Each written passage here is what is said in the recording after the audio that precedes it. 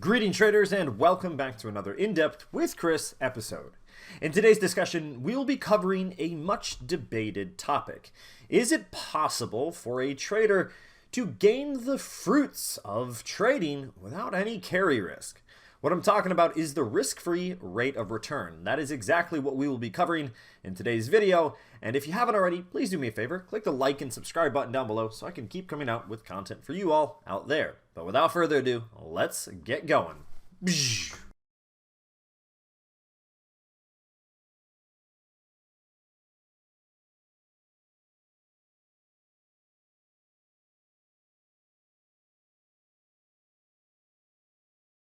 You've probably heard the expression, there is no free lunch, meaning you can't benefit from something without paying the price. On the other hand, we have the term risk-free rate of return. So one of these things can't be correct, right? They argue with each other. So let's start off with what a risk-free rate of return is. It is a theoretical concept that's used to define an investment that guarantees returns without bearing any risks. Alternatively, an investment that will always be profitable and never incur losses. Sounds pretty wonderful. The risk-free rate of return represents interest on the invested money you can expect over a certain period of time from investments that carry no risks, at least on paper. The truth is, this concept is purely theoretical. The term risk-free doesn't exactly guarantee the asset won't default. However, the chance for things to go south with similar investments is so low they are considered to carry zero risks. A risk-free rate of return is used for the most stable investments found in financial markets, such as U.S. Treasuries. And why U.S. Treasuries, you might ask? Because the chance that the U.S. government will default on its debt is arguably zero. However, in today's day and age, who really knows? That's just a joke, folks. But the risk-free rate of return is one of the most basic and most essential concepts in finance at the same time. It's a pillar of many investment theories and lines of thought, including the capital asset pricing model, which I will share later in the video. Due to how widespread and integral it is, any beginner investor should get a solid understanding of what the risk-free rate of return concept is if he wants his highest chance of being successful in the financial markets. So what does this all mean for investors? Well, in theory, if the risk-free rate of return means that investors can ensure a guaranteed return without risking any investment capital, well then it is pretty crucial for investors to be aware of it. So let's think of it as an example. If we could choose between an investment with a satisfying risk-free rate of return and a product that offers a better rate of return but potentially at a higher risk, the reasonable thing to do is usually to lean towards the opportunity that provides at a lower risk category.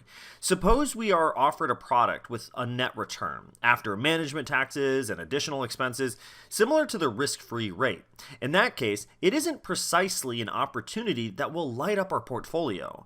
So in a nutshell, we should avoid tolerating risk unless the expected rate of return is greater, preferably much more than significant than the risk-free rate. On the other hand, investment firms use the risk-free rate of return to develop products that offer higher risk-adjusted returns to attract investors. Alternatively, they can add a risk premium along with the risk-free rate. The size of this premium can vary based on the type of asset. For example, the risk of a blue chip company's bonds would be way less than a startup's risk. When comparing investment opportunities, the risk-free rate of return comes in handy to evaluate how genuinely risk-free they are. Based on the investor's expectations about the ideal rate of return for excess risk above the risk-free rate of return they are aiming at, investment firms can better shape their product offerings and appeal to their clients' needs. Another theoretical application of the risk-free rate of return is for borrowing purposes. Economic and finance theories assume that market participants should be able to borrow their assets at risk-free rates. However, in reality, this is rarely the case, especially when it comes to retail clients. Here's the calculation, and I'm not going to spend too much time on that itself. If you want to pause the video and take a look, well, then here it is. In the general case, the value of a risk-free return is calculated by using this equation. It's done by taking the current inflation rate and subtracting it from the yield of a treasury bond that matches the duration of our investment horizon. For example, if we are investing for the long term, we should consider the 10-year treasury bill. If we're investing for the short term, then we can stick to the 3-month treasury bill. Previously, we briefly mentioned the CAPM, which is the capital asset pricing model. And if we want to understand the risk-free rate of return concept fully, it is important to be aware of this. So I apologize because here is another equation. Once again, feel free to pause the video and pay attention to this guy right here. And here's your key below it, or legend, however you want to word it. But the CAPM, it's a foundational financial model that's used to calculate the expected return on an investable asset. It does that by equating the return on a security to the sum of the risk-free return and risk premium, which is the security beta. Alternatively, it also helps investors determine the return above the risk-free market rate that they can expect from the particular asset that they're looking at. This, once again, is the CAPM formula, and if you want to spend a little bit more time with this or Google further, by all means, feel free. Now for everyone's favorite part, some examples. U.S. Treasuries are usually the best proxy for a risk-free investment for U.S. investors. The reason is that it's hard to imagine a scenario where the government defaults on its debt. While it is possible in theory, the chance is negligible. Furthermore, the market for U.S. Treasury instruments is intense and it's liquid, meaning it is a safe and sound investment environment. As a result, the market usually uses the interest rate on the 3-month U.S. T-bill as the basis for the risk-free rate for U.S. investors. By the term U.S. investors, what I'm talking about is we mean all investors with positions in securities that trade in U.S. dollars, not necessarily just because they're located directly inside the U.S.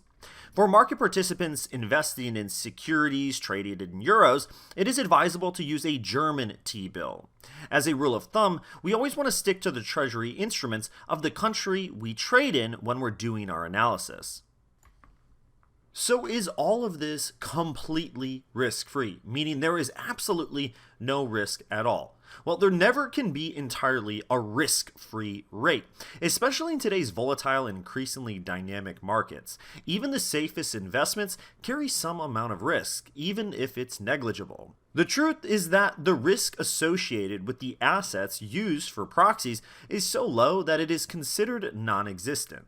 Yes, the US government might default on its debt, at least in theory, but the risk is so low that investors don't really even consider it an option. If we assume that the US faces insolvency risk due to insufficient cash flow, the government can simply print more money to cover its interest payment and principal repayment obligations.